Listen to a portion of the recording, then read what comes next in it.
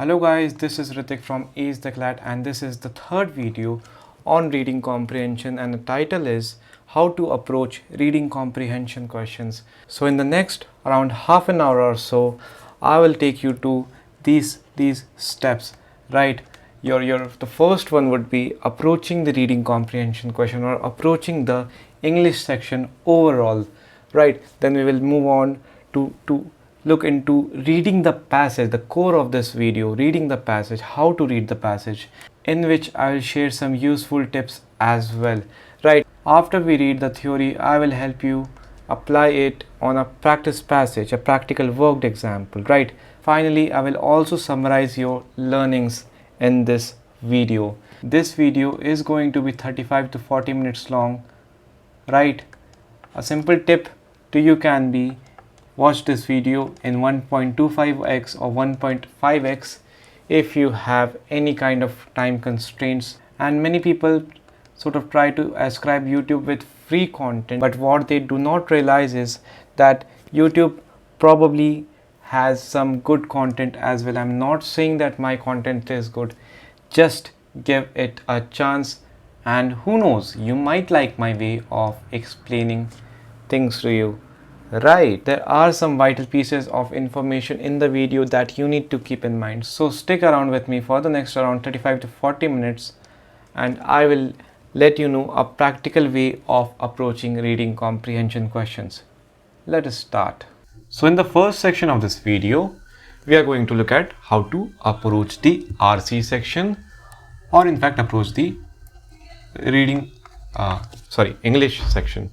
What I mean by that is in what order should you keep English section, right? I mean, should you keep it at first, second, third, fourth or fifth? Now, my idea to this debate is that we have 5 sections, right? English, logical, reasoning, right? Quantitative techniques, legal aptitude and current affairs. Yeah. Logical reasoning you can further divide into critical reasoning and analytical reasoning. So let us identify which all sections are reading intensive sections, right? This is a reading intensive section. In critical reasoning, in logical reasoning, critical reasoning is the reading intensive section, and legal aptitude is a reading intensive section. Most people do not keep current affairs in the purview of reading intensive sections because generally aspirants do not read the entire passage. They just try to get an overview or idea about which event this passage is talking about and then move on to the questions, right? And so analytical reasoning, current affairs and quantitative techniques are your not so reading intensive sections, right? So my idea is that you should keep alternating between these reading intensive sections or not so reading intensive sections, which means you can go in this manner, that you keep reading intensive sections for first, third and fifth place, right? And not so reading intensive sections at second, fourth and sixth place, because ये दो subsections हो जाएंगे तो 5+ हो जाएगा, right? Or what you can do is that you go with reading not so reading intensive section first, then and keep the not so reading intensive sections at first, third and fifth place, and reading intensive sections as second, fourth and sixth place, right? But I generally do not want myself to keep reading intensive section at the last place. That is why I will prefer this mode. You may choose to prefer this mode as well, right? So you may go with English, analytical reasoning, critical reasoning, then quantitative techniques, then legal aptitude and then current affairs, or in whatever way or manner you may choose to. If you haven't yet set that manner, please try to, and even if you are doing fine with a particular order, just try to make a little changes over there, especially if the exam is 150 days away, right? Like right now, right? But if let's say that exam is only 30 days away and you are watching you at that point of time, or 30 days or less, I would not want you to sort of experiment with this with your worked out order. Okay, great. So this was an approach, my idea to approach the reading comprehensive section or English section. Now there are two kinds of people who prefer to read. The first one is the ones who prefer to read the passages first, right?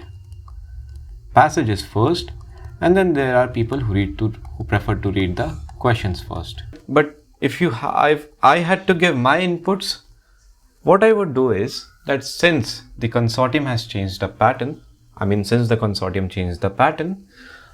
will just go to the questions and take a quick look at the vocab and grammar related questions. Right, what this does is that, let's say that I read the passage, a set of 2 or 3 or 4 paragraphs, right? Then I solve the first question, then the second, then the third, then the fourth, then the fifth, right? Let's say that I get a vocab based question over here, like find out the meaning of this word, and let's say that you don't know the meaning of this word, so you will try to find out the meaning of the word from its context, right? And sometimes तो यही बोल देता है कि context में meaning क्या है. So what you tend to do, or what most aspirants tend to do, is go back to the passage and then search for that word, look for that word, hunt for that word, and वो pressure में आसानी से नहीं मिलता, right? And मेरे पास we have only 5 minutes per passage. There are 6 passages, right? Anything more than 5 minutes will create a problem, right? इसलिए अपना time बचाने के लिए I would recommend to just go to the questions and just take a quick glance at vocab based questions or grammar based questions, right? कि अगर वो, let's say that there is an idiom, so you will keep that word in or that idiom subconsciously in your mind, and while you read that passage, when you come across that idiom or phrase or word or whatever, or the grammatical statement or sentence or whatever, you sort of know that हाँ passage के इस part में ये है, and since paper based है तो you can just circle that out as well, right? So that is my idea कि तुम्हें passage पहले पढ़ना चाहिए या questions अगर तुम इस intention से पढ़ते हो कि मैं answers पता कर सकता हूँ बस questions पढ़ के ही. Let's say that the question says that what does the author suggest in the passage. उसमें 4 तरह के options होते हैं, right? A, B, C, D, और वो चारों options most probably question setter ने passage के 4 अलग-अलग हिस्सों से उठाया था, right? So it is not humanly possible to just find out कि option किस part of the passage में है without even reading the passage. So that is my recommendation to your approach to read the passage first or the questions first. The next question is how to read passages, right? तुमने approach सीख लिया, अभी passage कैसे read करते हैं इस पे बात करते हैं, right? Now see guys, what is the aim of reading the passage? It is of course getting the correct answer to the questions that follow, but just after reading the passage you should have achieved these 2 things. The first one is that you should have a fair idea about what the author is saying, alright, about author's message.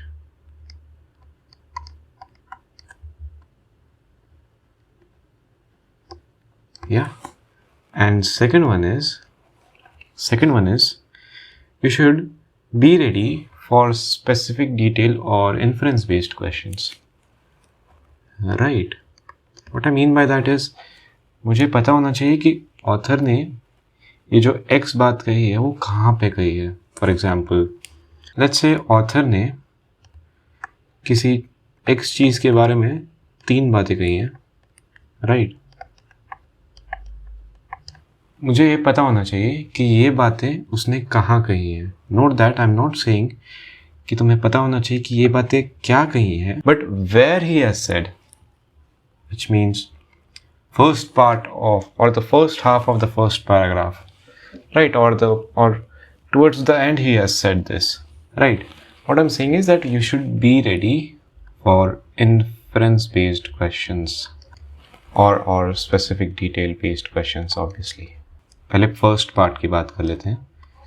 This thing helps you, so बात कर लेते हैं why this helps, right. The first good thing about knowing the fair idea of the passage after you have completed reading the passage is that obviously यार हम कभी भी कोई text पढ़ते हैं, we are expected to know what is the fair idea that what about the author's message, right. What is the author trying to say or trying to convey? Is he criticizing on something? Is he applauding something? Is he just explaining something? Right. ये बात तो है ही. इसके अलावा यार, and the second thing is also very obvious, main idea based questions में help करता है, and this also helps in identifying the tone of the author, right, the manner in which the author has written his or her text, right. How can we know the fair idea of the passage after reading it? One of the best practice to do is that once you read a paragraph, a passage is a set of 2 to 3 paragraphs, right.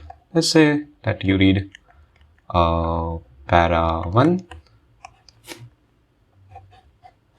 right. Paragraph पढ़ने के बाद guys, you should be able to summarize the entire paragraph in one sentence. It should broadly be what the author has done in this paragraph, right. कोई भी बात हो, this is the key. Okay, if you are able to summarize कि author ने ये बात कही है इस paragraph में, इन बातों पे बात की है, you are good to go to the next paragraph then. If you are not able to do that, maybe you should cursorily read it once again, right. That would be a better practice to do. So once you complete a paragraph, just paraphrase the summary of that paragraph, right. And then you go to the next paragraph.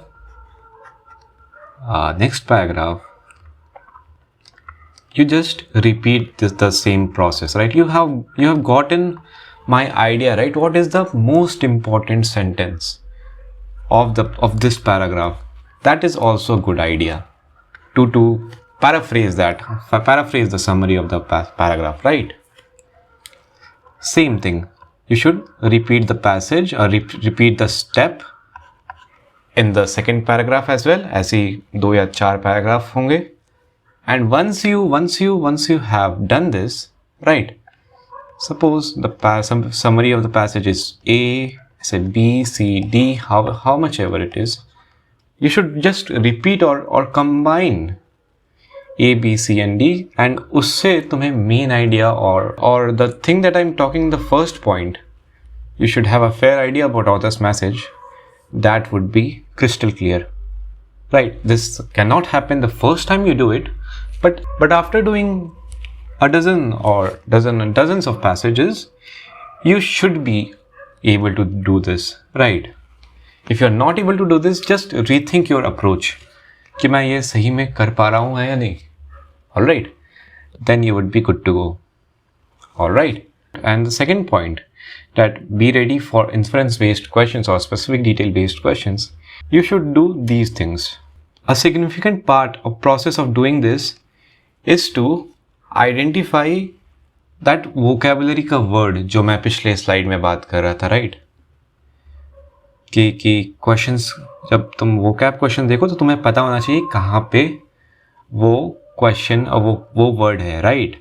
So when you read the questions or when you take a glance of the questions once, just for a few seconds, तुम अपने दिमाग में वो word subconsciously fit कर लिए, and then you just whenever you see that word or phrase or that sentence, just circle it out or maybe underline it, whatever way you prefer, right? So ये हो गई पहली बात. Second thing is, guys, this is not a very complicated process, right? Second thing is simple annotation. Annotation मतलब paper पे लिखना, लिखना नहीं, मतलब these markings only, right? मुझे कुछ स्पेसिफिक डिटेल पता चला, मतलब मैंने देखा कि ऑथर ने ये पेक्यूलर चीज़ की बात की है या पर्टिकुलर चीज़ की बात की है. I just simply underline it, man, right? That would help me a lot in sort of being ready for inference based questions, because as I said, guys, we have only 5 minutes per passage, and in that we have to read the passage, read the first question, evaluate the answer choices, mark that option which we think is correct, repeat the same process with the 5 other questions, right? And then move and then repeat the entire process with 6 passages, and each process should take only 5 minutes. We have limited time, right? So annotation is a very good tool since the exam is paper based now, right? Keep that thing in mind. So now guys, let us go to our practice passage. Let us solve it, so that the thing that I'm saying over here, I will try to implement those things in the practice passage so that you get a clear idea about what I'm trying to say, right? This is the practice passage, guys. All right. It is the same as we saw in the PowerPoint, just that I did not have space to fit in the questions, so I chose this platform instead. So guys, this passage has 5 paragraphs followed by 6 questions. Let us go through the paragraphs one by one, then we'll move to the questions. It says, understanding where you are in the world is a basic survival skill, which is why we, like most species, come hardwired with specialized brain areas to create cognitive maps of our surroundings. Alright, it says that knowing about surroundings is a basic survival skill, and that is why we like most species come with the ability to create cognitive maps of our surroundings. Okay, where humans are unique though, where we are unique, with the possible exception of honeybees, is that we try to communicate this understanding of the world with others, right? It should be of the world with others. So we try to communicate this surrounding, this understanding. We have long history of doing this by drawing maps. Look at how this sentence supports the claim made in the previous sentence, right? He claimed that humans are unique, and we try to communicate this understanding. We try to communicate the understanding of the maps to the world, and this says we have a long history of doing this, right? By drawing maps. Okay, by drawing maps. The earliest version yet discovered were scrawled on cave walls 14,000 years ago. Human cultures have been drawing them on stone tablets, papyrus, paper, and now computer screens ever since. So in the first paragraph, I feel the author is giving us a background of how humans have been creating cognitive maps, or creating maps of our surroundings by drawing them on stone tablets, papyrus, paper, and other material. Right. Let us look at the second paragraph. Given such a long history of human map making, it perhaps is surprising that it is only within the last few hundred years that North has been considered to be at the top. Okay. North has been consistently considered to be at the top. This seems to be what the author is going to talk about in the subsequent lines, or in subsequent parts of the passage. He says, in fact, for much of human history, North almost never appeared at the top, according to Jerry Breton, a map historian. He says that Jerry Breton, North was rarely put at the top for the simple fact that North is where darkness comes from, he says. West is also very unlikely to put at the top because West is where the sun disappears. Okay. In the second paragraph, our takeaway is that North has not been always considered to be at the top. What he's saying is, right, that it is fairly recently that North has been considered to be at the top. And then he supports his claim with the help of this man, Jerry Breton. Confusingly, in the third paragraph, the author says, early Chinese maps seem to buck this trend. The trend is that North not being considered to be at the top, and Chinese maps seem to buck this particular trend. But Breton says, even though they did have compasses at that time, that isn't the reason that they placed North at the top. Okay. When others were not putting the North at the top, when the rest of the world was not putting North at the top, Chinese were putting it, and it is according to Breton, it is not the reason that they did have compasses at that time that they placed North at the top. You're getting me, right? Early Chinese compasses were actually oriented to point south, which was considered to be more desirable than deepest darkest north. Okay, but in Chinese maps, the emperor who lived in the north of the country was always put at the top of the map, with everyone else, his loyal subjects, looking up towards him. So Chinese emperor was residing at the north of the country, and that is why he was always, or North was always put at the top. Right, in Chinese culture, the emperor looks south because it's where the winds come from. It's a good direction. North is not very good, but you are in a position of the subjection to the emperor, so you look up to him, says Breton. Look at all these statements inside inverted commas has been said by this person, right? Okay, so the key takeaway is that simply that Chinese maps or Chinese people seem to buck this trend. Which trend? The trend that North was not consistently considered to be at the top, right? That is the main takeaway from the third paragraph. The fourth paragraph, given that each culture has a very different idea, okay, we are probably going to look at at different ideas of who or what they should look up to. It's not surprising that there is very little consistency in which early maps pointed. Different idea, little consistency. Are you getting my point? These are linked, in which early maps pointed, and it is talking about the sort of orientation of early maps. Right, in ancient Egyptian times, the top of the world was east, the position of sunrise. Early Islamic maps favored south at the top because most of the early Muslim cultures were north of Mecca, so they imagined looking up south towards it. Christian maps from the same era called Mappa Mundai, I hope I'm pronouncing it correctly, put east at the top. So Christians put east at the top towards the Garden of Eden with Jerusalem in the center.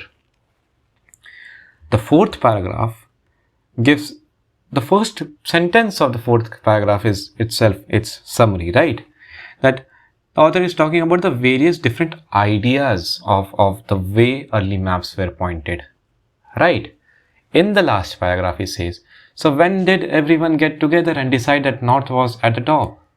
It's tempting to think, or put it down, to European explorers like Christopher Columbus and Ferdinand Magellan, who were navigating by the North Star. Okay, he says that it is tempting, or it is appealing. Just let us just look at the synonyms of the word tempting. Alright. See, alluring, enticing, attractive, appealing, inviting. Right. Whenever the author says something like this, ki it is tempting to think that way, he's probably going to not agree with that temptation, right? Just observe this thing here. He says that it is tempting to put it down to European explorers like Christopher Columbus and Ferdinand Magellan who were navigating by the North Star. But Breton argues that these early explorers didn't think of the world like that at all. Breton says, when Columbus describes the world, it is in accordance with East being at the top. He says, Columbus says he is going towards paradise, so his mentality is from a medieval mappa mundi. We've got to remember, adds Breton, that at the time, no one knows what they are going, what they are doing and where they are going. Right. That completes the reading of the passage.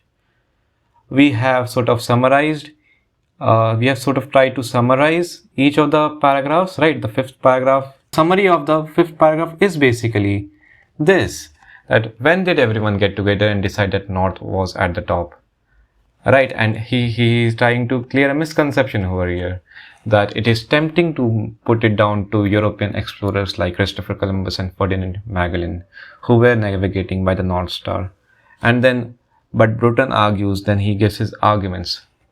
Right. So to summarize the passage, guys, we can take the ideas from each of the paragraphs and then try to combine it, right? In the first paragraph is probably giving us a background about about how humans try to communicate our understanding of the maps to the world.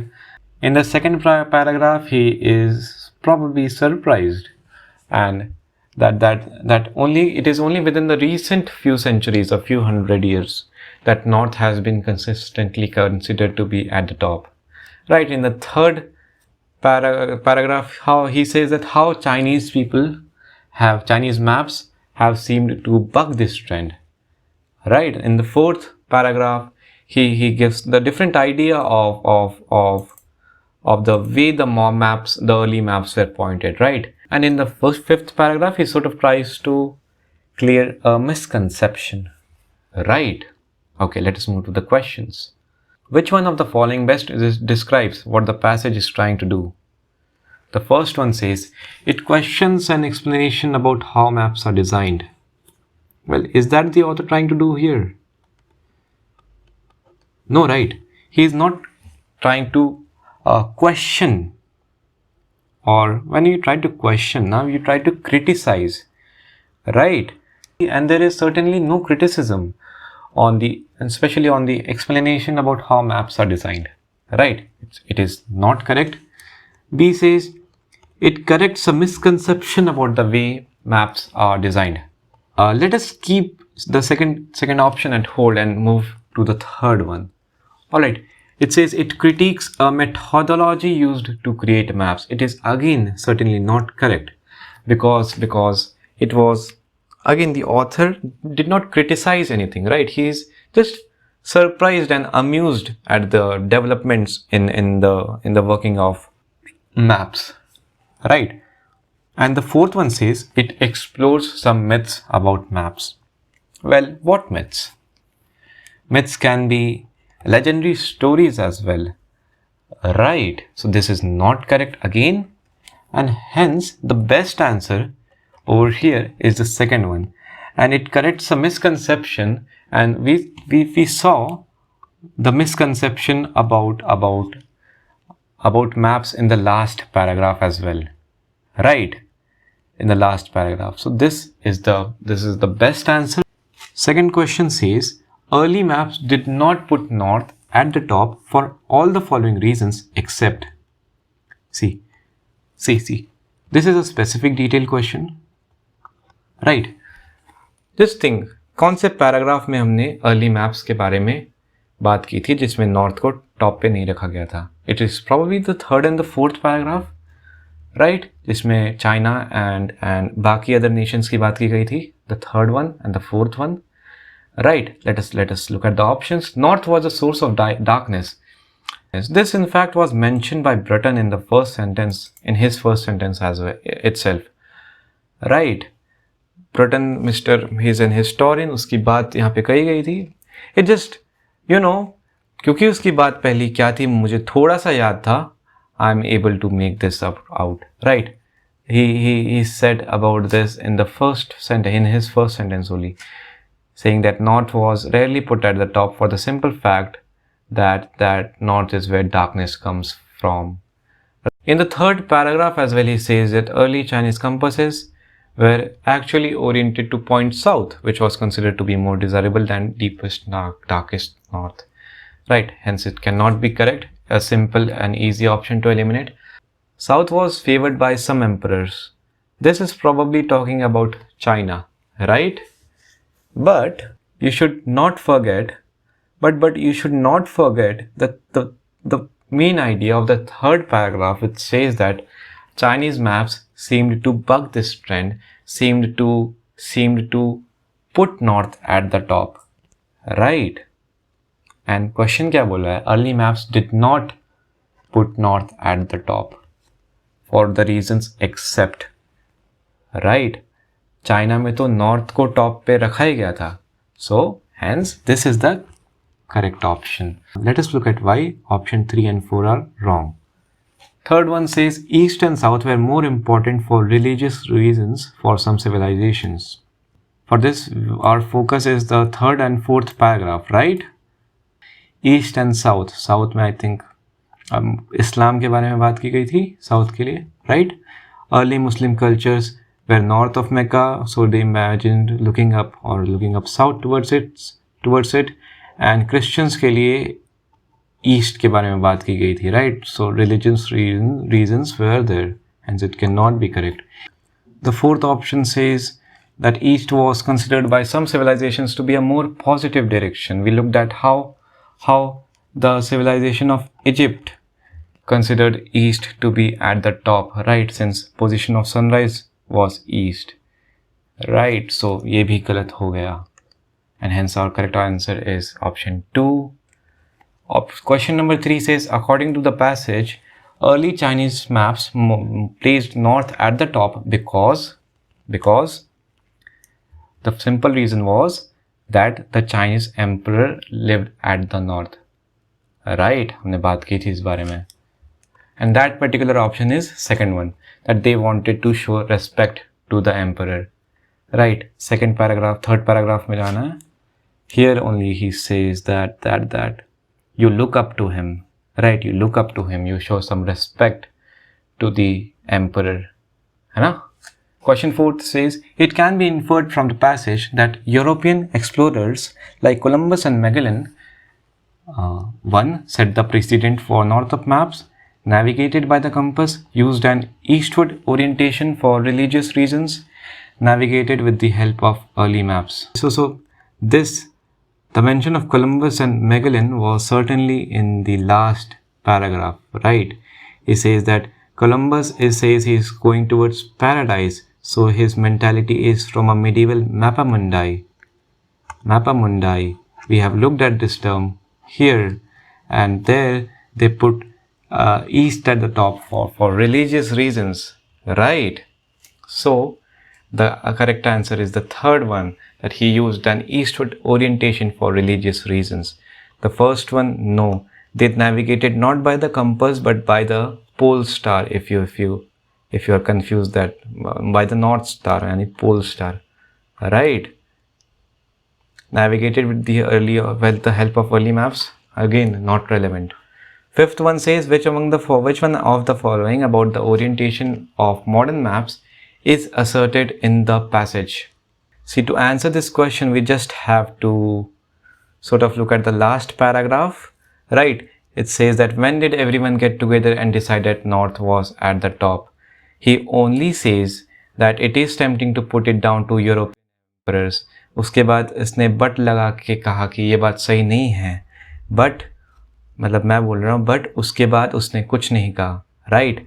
He sort of did not, the author did not answer, the author did not answer this question in the passage, right? Most probably the question setter deleted the following passage or following paragraph, right? And hence the answer is 4, that the biggest contributory factor is not stated in the passage, right? I hope you get this. The role of natural phenomena in influencing map making conventions is seen most clearly in natural phenomena. कुछ याद आ रहा होगा, sunrise, right? Map making convention से ये clear है ना, that ये third या फोर्थ पैराग्राफ की बात कर रहा है, राइट? यहाँ पे वेरियस आइडियाज डिस्कस हुए थे. See, in ancient Egyptian times at the top of the world was east, the position of sunrise, right? The position of sunrise which is a natural phenomena, उसके वजह से map making was influenced and east was kept at the top, right? It was done in early Egyptian maps. The answer is right, or right in front of us. Not in early Islamic maps, not in early Chinese maps, and neither or nor in early Christian maps. I hope this passage is clear. I've tried to implement the ideas that I discussed in the previous slide. If you are with me right now, you have done a very good job, right? I hope this entire idea of approaching the RC passages is clear to you. You may apply this in critical reasoning passages as well, right? Your takeaways, I hope you have noted down your takeaways. Some important tips that I also wanted to mention are as follows. It is that take the advantage of annotating on paper, right? Take the advantage of annotating on paper in the similar way that you are taking the advantage of the spreadsheet, right? I hope you have got the access to it. If you haven't, the link is in the description. Please request access. I will give it to you within a few hours, right? Uske baad, a very important thing is I have mentioned this in one of my logical reasoning videos as well, to pay close attention to punctuation marks, right? Read more about them. Punctuation marks like comma, comma, full stop, colon, semicolon, inverted comma, सबका अलग अलग मतलब होता है. It seems very basic, but I would rather ask you to Google it up, right? You will learn many new things. Alright, in reading a text effectively, punctuation marks play a very critical role, and it is the same with indicator words as well, right? कैसे indicator words के बाद author अपना course of action और course change करता है, right? कैसे he says that it is tempting to think this way, but now tempting and but is a very key indicator word, right? Like we saw in the passage that we just discussed.